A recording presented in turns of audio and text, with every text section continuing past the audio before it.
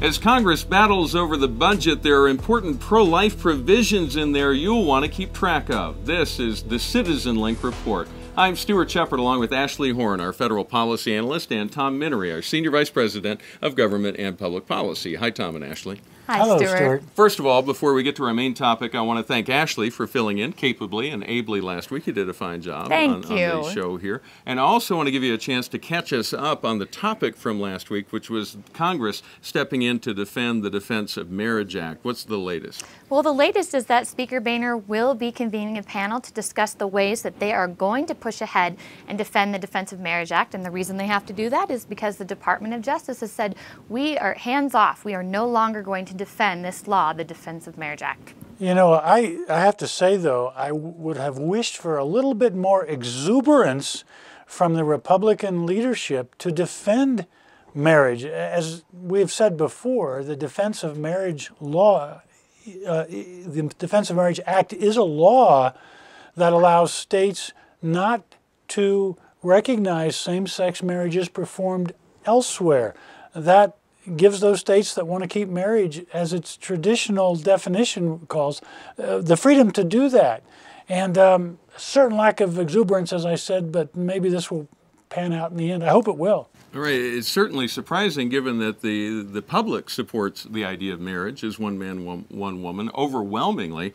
So much so if any other topic had that kind of support, it would seem that lawmakers would have no problem with it. But Absolutely. This one, they seem to be stumbling around. Okay, on to the budget. Let's talk about this budget battle, along with the usual grandstanding about who's cutting how much of this and how much of that, and who's really looking out for the working people of this country and all that.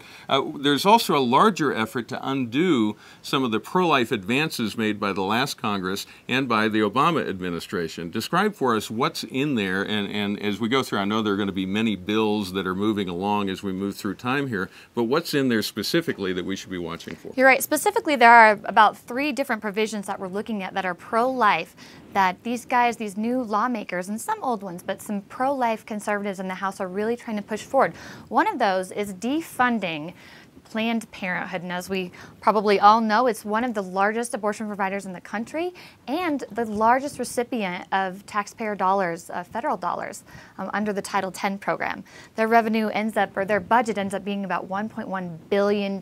So if we're looking at cutting programs, Planned Parenthood should be on the chopping block, especially since those allegations have come out of misconduct by some of their staff. Yeah. The second thing is the Mexico City policy. This is another provision where President Obama had said, you know what, we're going to roll back this policy. It was a pro-life policy that allowed for no international funding to go to groups, international groups that promote abortion as a method of family planning or that even provide abortion. So that was a great policy. It started under President Reagan. It's been rolled back. Pro-life conservatives are saying, hey, we want it back in. And the final one is defunding the United Nations Population Fund. This is the group that sometimes would hand out money to countries who had coercive or forced abortion policies, and that is not something we want to be funding. So look for those. There's going to be a battle over, you know, whether the Senate and the House want to keep those in, but those provisions are moving forward, and we really need to be watching that. And to fill out the picture a little bit, you mentioned that Planned Parenthood's annual budget is something just over $1 billion. Right. About a third of that is money from us, from taxpayers, that is taken from us by the Internal Revenue Service or other taxing agencies. Right, local, state, federal. Right, and so it wouldn't, you know, zero out Planned Parenthood, but obviously a third of their budget would be a significant amount. And this is, I believe, the first time that the House has ever passed a bill that would seek to completely defund Planned Parenthood of all income from the federal government and other taxing agencies. That's correct. We've been working hard. Mike Pence, as you know, in the House has been working very hard to get this bill passed, and it's just now coming to fruition. All right. Tom, as you look at this from the larger picture, what do you see?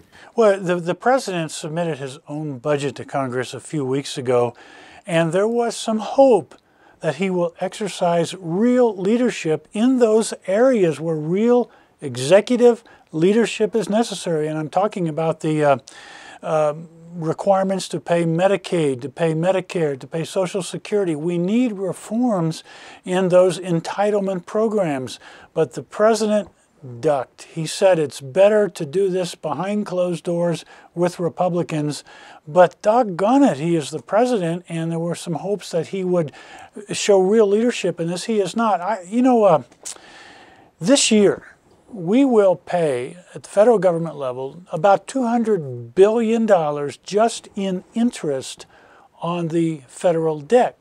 That's about exactly as much money as will be spent on all Medicaid programs. So there is real waste in the amount of money going to interest, and we need reforms. We're not getting the leadership from the White House, and the president is the executive, and he should have done that, and there's some disappointment that he has not. And with the changeover in the House, something I want to get your opinion on, they're also talking about defunding Obamacare, the president's health care reform law. What are your thoughts on that effort?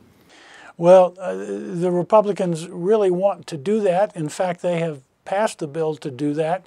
It'll die, of course, in the Senate. But on this matter of cutting out programs for paying Planned Parenthood and cutting out UN funding for those organizations that promote abortions, the majority leader, Democrat Harry Reid in the Senate, said, I don't see why they want to attach all these writers to the budget bill. Why don't they just have hearings in the normal process and pass these cutbacks as separate bills?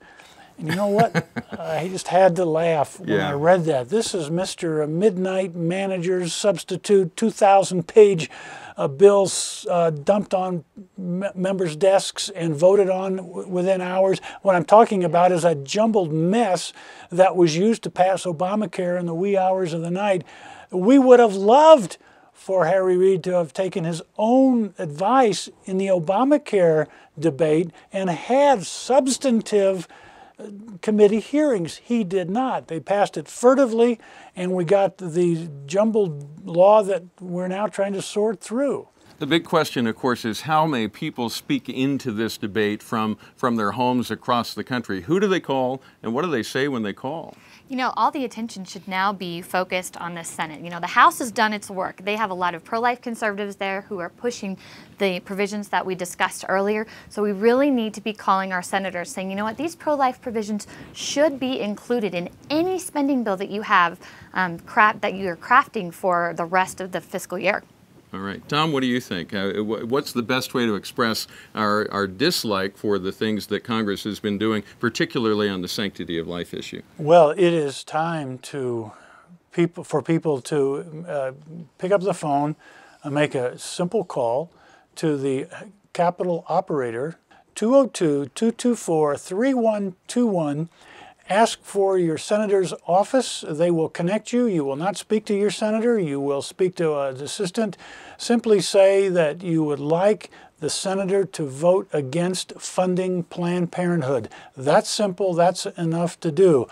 Also, one could click onto CitizenLink.com and go to our Action Center for more information and an easier way to contact your senator. Yeah, you can find a direct line both to their Washington office as well as district offices back in your state, and that's a very good way to get through often is to call those district offices. I might also just say emailing is great too. We do love phone calls. It's really nice to be in contact with your senator's offices, but you can also email on CitizenLink.com and shoot off a quick email. Really easy. All right, so there you go. Tom, before we go, I want to give you a chance to speak directly to our supporters.